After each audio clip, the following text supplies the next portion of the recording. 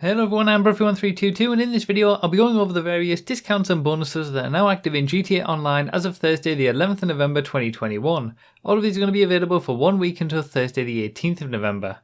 The podium vehicle this week is the Neon, which can be won by spinning the lucky wheel in the casino. It's in the sports class and normally sets you back $1.5 million. It's in the B tier for sports races, so it won't be doing anything good against the top guys in the S tier, but its acceleration is incredible when comparing to other cars in the B tier. Top speed and cornering ability isn't great though. Always an interesting one to race with nevertheless. The prize ride this week is the Sultan RS Classic, which can be won by finishing in the top 5 in 12 street races, then claiming it at the LS Car Meet Slam Truck. It's in the sports class and normally costs you just under $1.8 million. As we saw in the testing videos, the Sultan is the fastest car for tuner racers around the lap and is the best option for most street races, only losing out to the Vector on some of the tighter tracks. It is light and inconsistent though, so not everyone will be able to maximise it, but certainly worth winning for free. The premium race this week is Cutting Corners, which is an old style lap race in the city for the Supers class. The site of my original stock testing back in 2013, this shorter version of my current testing track Cutting Corners GP will still be best tackled in the Emirates and Krieger. Also, the regular town trial this week is Galileo Park, which you can see being completed later in the video alongside the premium race track, with the RC town trial being Power Station.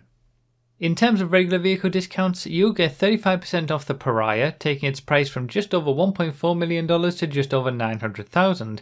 And with it still being a top contender for sports class races, it's a worthy investment. There's also 35% off the T20 and the Raiden, saving you about $800,000 and $500,000 respectively. Neither of these two are top of their classes, so it's up to you if you want to shell out for them. Then there's also 35% off a number of Doomsday heist vehicles with the Barrage, Chernobog and Thruster, alongside 40% off the Volatile. You can of course find out the lap times, top speeds and tiers of all the vehicles that I've mentioned here by checking out the playlist and video links in the description and pinned comment.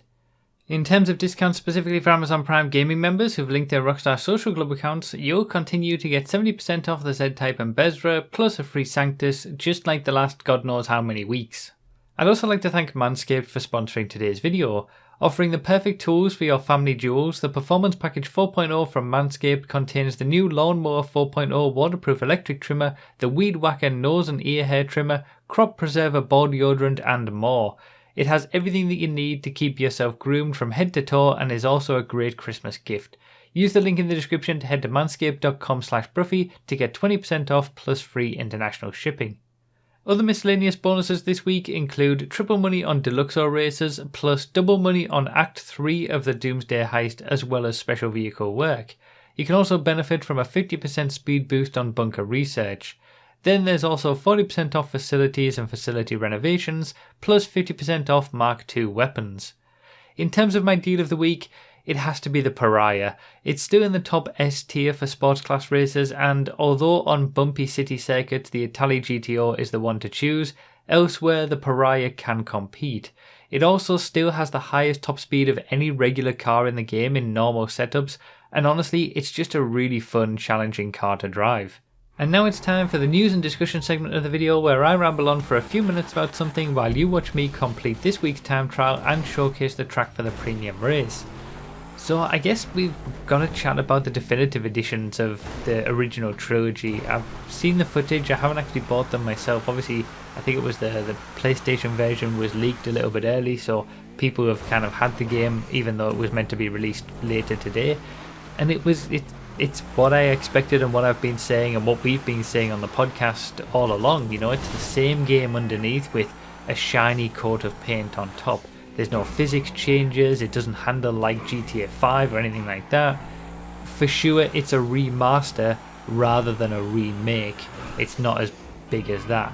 Obviously, there are some improvements, like control scheme is GTA 5's control scheme, and there's sort of a GPS waypointing system, but they're still the same games underneath, they just look a lot sharper.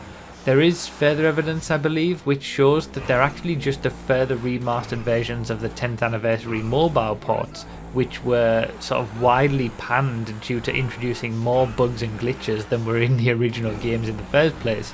And now those same bugs that were introduced with those 10th anniversary versions are in these new definitive edition versions. So for me personally, I don't feel the need to go out and get the definitive edition, at least not right now. I might pick it up for the Switch at some point, sort of for the novelty of being able to, you know, play these games on the go, and also being able to play them on the TV when I want. But I've always said that whenever GTA 6 is announced, or we get some sort of like teaser for GTA 6, I'm going to start to go back through all the old GTA games on Twitch and then upload them to the second channel, which is where I put on, you know, Let's Plays of a variety of games. If you've never seen any of my Let's Plays, by the way, I've played so many different games, feel free to just check out bruffy.com/Let's Plays. They're all linked there if you're interested. But I've never played any of the old GTA games on as a Let's Play, and I'm kind of going to save them all for sort of the run-up to GTA 6. And when it comes to doing that, I think I'm just going to stick to the original games. I still have them on disc, you know, the PS2 versions. I might hook up a PS2, figure out a way to hook it up properly, and just get the original experience. I think that's what I would do, even now, even with the definitive editions being out.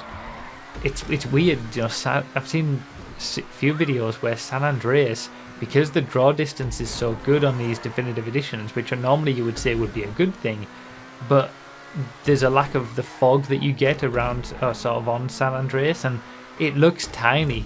You know, when you're standing on top of the tallest building in Los Santos, you can see San Fierro and Las Venturas, and it just seems like they're just different districts of the same city.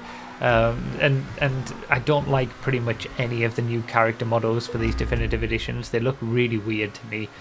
The old ones honestly look better if they just kept the old character models and just made them a little bit, you know, nicer.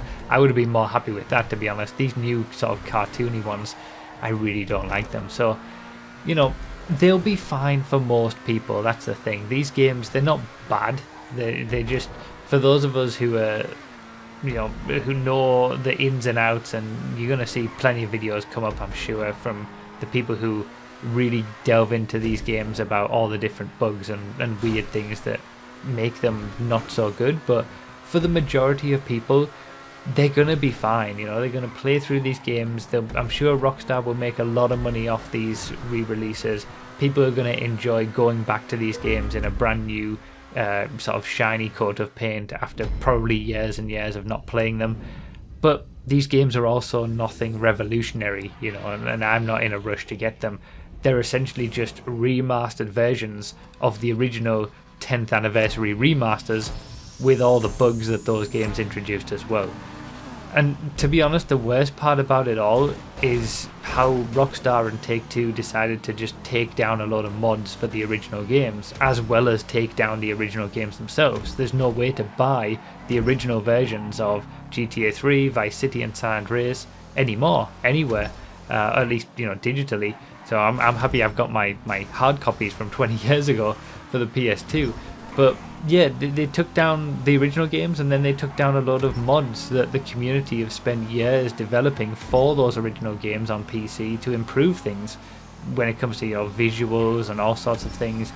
And Rockstar just decided to wipe them all from existence because they didn't want anything competing with the definitive edition. And to be honest, if you're scared about community mods potentially competing with your own game, maybe you're the problem and your own game isn't up to the standards that it should be. Rockstar really aren't the same company they used to be, that's for sure, and it's such a shame. So yeah, I'm not going to be in a rush to buy these games, and when I come to play through as Let's Plays, I'm going to go back to the originals, but maybe I'll get them at some point. Maybe I'll get the definitive edition at some point for the Switch, just to, you know, see what it's like and play through the games on the go with that new coat of paint. But yeah, it's the originals for me. You can't get away from that. So yeah, those are my thoughts. Obviously, let me know all your thoughts about the definitive editions in the comments as well. But as usual, I will be back with another video just like this next Thursday, the 18th of November, where we'll go through everything that's changed once again. Feel free to subscribe and turn on notifications so you don't miss it. Thanks a lot for watching, everyone, and I'll see you next time.